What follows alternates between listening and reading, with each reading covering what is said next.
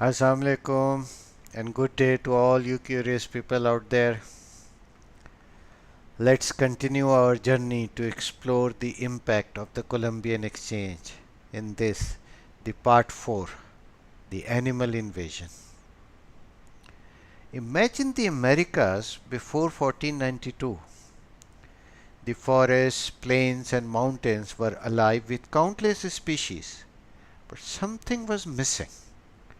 There were no horses galloping across the plains, no cows grazing in the fields, no bleating sheep, rooting pigs, or even clucking chickens.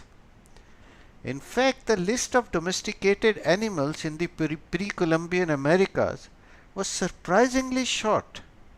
Llamas and alpacas, guinea pigs, turkeys, and dogs. That was about it. There were no beasts of burden to pull carts, no livestock to provide milk and meat, and no animals to plow fields. Life was shaped around a different balance between plants and animals. The silence changed suddenly with the arrival of Europeans. Along with wheat and sugarcane, they brought living cargo: horses, cattle, pigs, sheep, goats, and chickens. And the impact of these animals was as revolutionary as the crops that crossed the Atlantic. The most dramatic of all was the horse. Horses had once roamed the Americas, but they went extinct thousands of years earlier. When Europeans reintroduced them, native peoples quickly recognized their power. Within just a few generations, the horses transformed entire cultures. On the Great Plains, tribes who once hunted bison on foot became mounted warriors and expert riders. The horse gave them new mobility, new speed in hunting, and new power in warfare. A way of life was reborn, centered around this animal that had been missing for millennia. But horses were only part of the story. Cattle spread rapidly across the New World, grazing on grasslands and multiplying in vast numbers. They provided milk, meat, and leather, but also reshaped landscapes. Forest and farmland gave way to open grazing grounds, and native ecosystems were forever altered. In places like Mexico and South America, cattle ranching soon became a cornerstone of the economy. Sheep. Sheep added another layer of transformation. Their wool was woven into textiles, but the sheer scale of their grazing often devastated the land. Hillsides eroded, and fragile soils collapsed under the pressure of these new herds.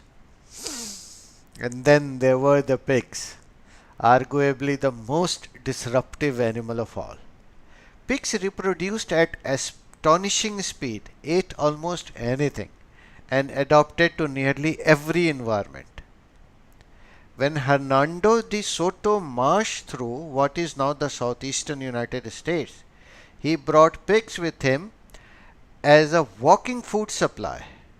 Some escaped, others were left behind, and soon wild hogs were everywhere, rooting up native plants, raiding crops, and spreading rapidly through the forest.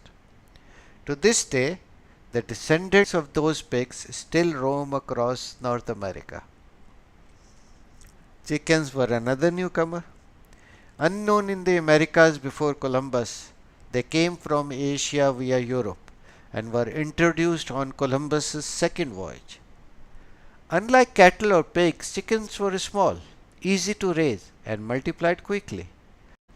For indigenous communities and settlers alike, they soon became a steady source of both eggs and meat, slipping quietly into daily diets in ways more dramatic animals could not.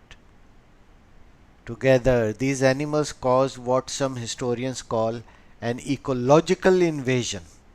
They reshaped soils, trampled native plants, and competed with local wildlife.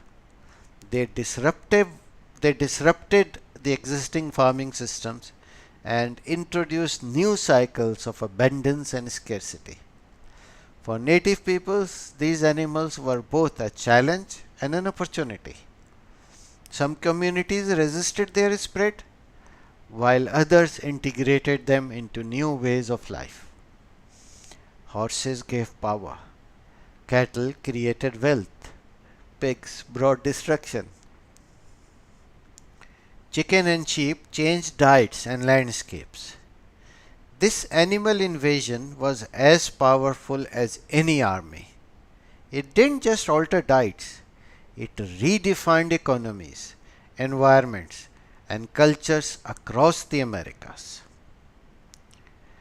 But the story of the Columbian exchange doesn't stop there, because alongside animals came another force that would transform the New World even more brutally: sugar. One sweet craving fueled one of history's darkest traits. Sugar plantations in the New World demanded endless labor, and millions of enslaved Africans paid the price. This is the story of our next episode, the part 5: the Sugar Revolution and the Slave Trade. Thank you all. Stay curious and Allah Hafiz.